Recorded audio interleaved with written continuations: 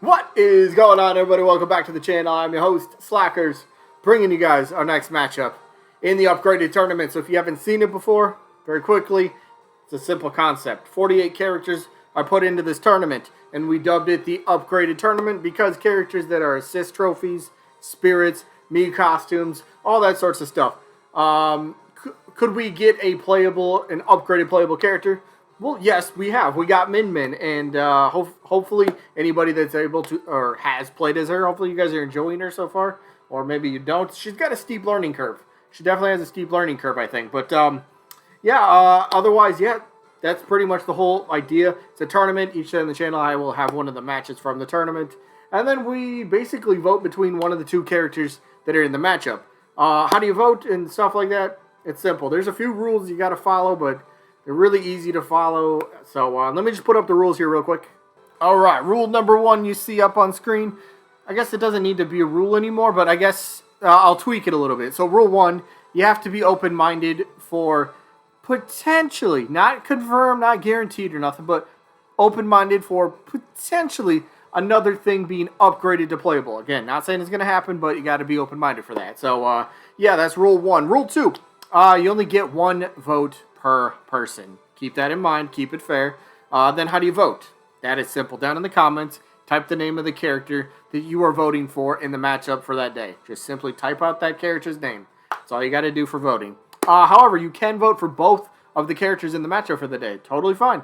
You want to vote for both? Just type the word both. Totally fine. Rest of the rules. Double elimination tournament, meaning a character has to lose twice before being officially eliminated.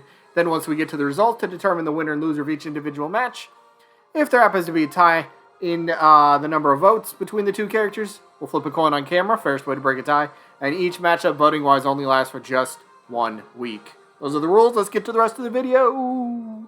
Alright, so let's jump into the results from last week. Again, loser bracket matchup, so somebody's being eliminated from the tournament right now. But the matchup was between Goemon from Mystical Ninja Goemon, you know, that guy from Konami. Yeah, and his opponent was Twintel, and Twintel was coming right off the heels of the ARMS announcement. You know, Min Min was revealed, so a little interested to see how many people would still kind of support Twintel. And in this case, it wasn't enough, because she ended up losing. Goemon ends up defeating her 28 votes to 20. There was a few people that said ARMS 1 rep is plenty, or Twintel's not their preferred rep if ARMS gets another pick. So I guess there's just some things working against Twintel in this case. So Goemon ends up winning. So congrats to him. Moves on one step further in the loser bracket. But yeah, that means Twintel has unfortunately been eliminated. But don't feel bad. I mean, every character except one ultimately loses the tournament, right? So yeah, let's get to the matchup for the day. So I think this should be a very fun, very good matchup. Today's matchup, we have Pauline from the Mario universe games and stuff. Yeah, that Pauline. And her opponent happens to be Shovel Knight from Shovel Knight. Yeah, that guy. All right, so both characters are kind of in an interesting spot here. The hell, that's tiny. That's what she said. Pauline. So this is actually a funny little pick right here. So this was actually Sakurai posted this within the past week. If anybody follows him on Twitter, is like his pick of the day. Pauline in the background, and I seen somebody who posted. It was really funny. They're like, "Don't read too much into this. Don't read too much into this. Don't read too much into this." It was funny because they were a fan of Pauline, and they're like, oh, "I can't take it as a confirmation." No, it's Sakurai being Sakurai. He takes all sorts of weird picks from developing the game, playing the game, whatever it might be, and he posts some really cool stuff. So he might have posted this, and maybe some people get the wrong idea. Maybe some people are more like hey, okay, it's cool. Maybe there's something to it. Maybe not. Whatever. But Pauline as a character, interesting, right? Nintendo's brought her back recently. We know this. She's had a big role in Mario Odyssey. She's been a playable character in the most recent Mario Tennis games. She's in the Mario Kart Tour was she a DLC character or? And I never played Mario Kart Tour, the one for mobiles apps, or the mobile app. I never played that one, so I know she's in there as a playable character as well. So Nintendo's been pushing her, which is great. That's the thing I always say. Nintendo is sitting on a mountain of characters I don't like unused, slightly used, underused, never used, barely used, whatever you want to say. They're sitting on a mountain of these characters. And it's like, all right, Nintendo, they could make a brand new Smash Bros. Game, but like Smash Bros. Minor Leagues, and then pull out all these minor league type characters. Again, no knock on any of the characters, but like we have what, 76 characters currently. By the time Fighter Pass 2 wraps up, we're getting another 5. 81 characters on the roster. So go ahead and anybody else, whatever, I don't know where I'm really going with this, but basically Pauline, that was the good thing. They brought her back and she's starting to do more. It's like Nintendo's starting to push her out there a little bit more. Like, hey, don't forget Pauline's here, right? We got another character. And I think it'd be fantastic to see her in the roster, but we know my stance on Mario characters. If the Mario franchise gets one more rep, I have my much preferred character over her. In fact, I have quite a few characters that I'd prefer over her, just because I wanted those characters longer. So it kind of begs the question, do you believe Pauline has earned a chance to be playable in the roster? Do you think maybe she is a little bit lower in the pecking order? Do you think she's got to continue working at it? Because, again, there's Mario characters. Waluigi, yeah, we'll throw them out there. Playable version of Toad, King Boo. The Yoshi series is kind of a spin-off of the Mario. No, not kind of, it is. But there's Yoshi characters. There's, Kamek comes to mind, for example. There's all sorts of characters in the Mario universe that have been around and been more present in the last decade too. So it's kind of like, has Pauline earned her spot? Some people will say yes. Some people might say no. That's up to you to decide, right? That's why we vote on this. So it all comes down. Would you rather have Pauline, or would you rather have Pauline's opponent? That's what we vote on. Or if you really like both, you could vote for both. But I think Pauline, honestly, if they continue Smash Bros. On the next Nintendo system, and it's not a reboot. It's not like all right, here's 35 or 40 characters on the roster. Here you go. I think if they kind of continue Smash Ultimate's direction, but if they have like a lot of cuts, which makes sense, maybe third parties that might be a little bit harder to acquire, maybe some Echo Fighters might get cut, whatever it might be. If they trim down the roster, but still add some new characters to the roster, I really do think Pauline has a very, very good chance, just the way that Nintendo's been promoting her lately. I think so. There's a different Mario character I'd much rather have, but that's just me. So, Pauline, has she earned her spot? You got to ask yourself that. But let's ask ourselves about her opponent here. Has her opponent earned that chance to be playable?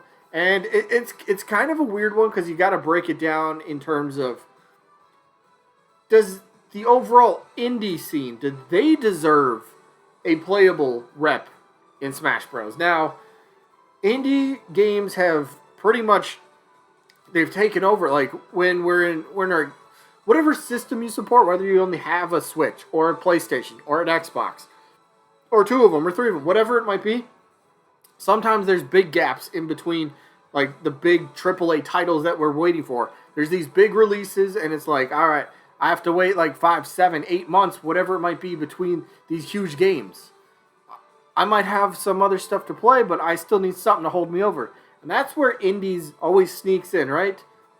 Cheaper version of a game, and you get so much quality because the studio that makes any indie character, whether it's Shovel Knight, whether it's Shantae, whether it's, Sans, whatever the company, whatever the studio, whatever the character franchise, whatever, they put so much more, I can't say more, but they put so much love, so much respect, so much attention. They just put their heart and soul into these characters, and they really want people to, hey, my character's over here. Look, indie characters, indie gaming in general, it's really hard to get your franchise out there, get your character out there, because you don't have a huge budget to go in, promote this character, do a bunch of advertising and marketing. They don't have that huge budget, so it's pretty much, they need it to spread by word of mouth. And where I'm going with this, indie characters have plenty of reps that could be potential for Smash Bros, right? I think well deserved.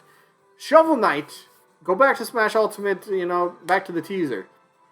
There's a lot of people saying yes, indie character. I mean, even still today, I'm on board with it. let's get an indie character playable in Smash Bros. Now, going back to the Smash Ultimate, the teaser, right?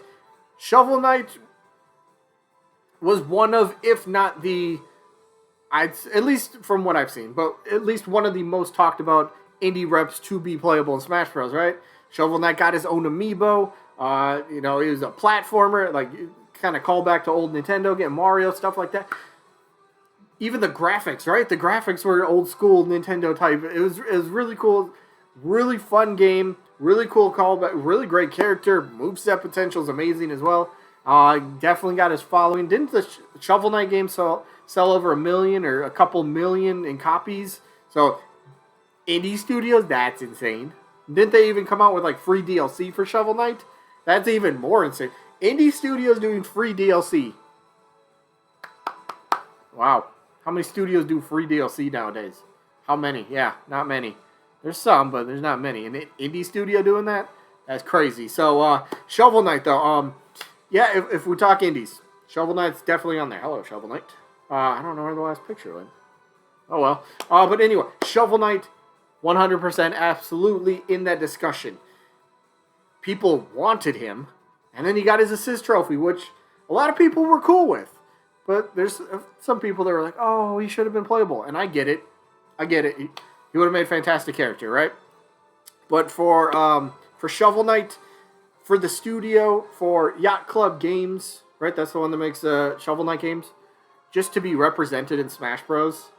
Whether it's an assist trophy, spirit, me costume, whatever it might be. Just to have that in Smash Bros. So many people overlook that, and I think it's really sad because, again, you have these small studios that work so hard to get their character, to really have everything spread by word of mouth, right? And then, it starts to do that. And then finally you get your chance to pretty much go into the all-star gaming equivalent of an all-star game. Smash Bros. You're in there. You have millions and millions of people that buy Smash Bros. And now you have millions and millions of eyes that will see your character, your product, whatever. And I think it sadly gets overlooked because so many people just say, no, I just want my character to be playable. I don't care that Shantae's a spear. That's not good enough. I don't care that Shovel Knight was an assist trophy. Not good enough. I don't care. I guess, I don't know. That's always been a point with me. I feel like it's, I don't want to say it's disrespectful, but I don't know. It's leaves a weird taste in my mouth a little bit. So let me just go to voting. Like I said, Pauline's not my number one Mario character. She's not even a top 5 Mario character that I'd say, yep, that needs to be next, or then they need to be next. She needs to be, whatever it might be. Nah, Pauline's not on my list. But indie characters, Shovel Knight is still the top of my list for any indie character to be playable. So Shovel Knight has my vote in this one. We'll see how he does. Pauline does pretty well, but yeah. Who you got, Pauline, Shovel Knight, or both? That is it for this one. Hope you guys enjoyed. Sneak peek for tomorrow. Tomorrow's results are going to be from Samurai Goro, who was taking on Midna from the Legend of Zelda series. And then tomorrow's matchup, we have Gengar from the Pokemon series taking on Black Knight from everybody's favorite underrepresented franchise, Fire Emblem. That's tomorrow. Today's wrapping up. Hope you guys enjoyed. Hopefully catch you on the next one. Peace out, everybody.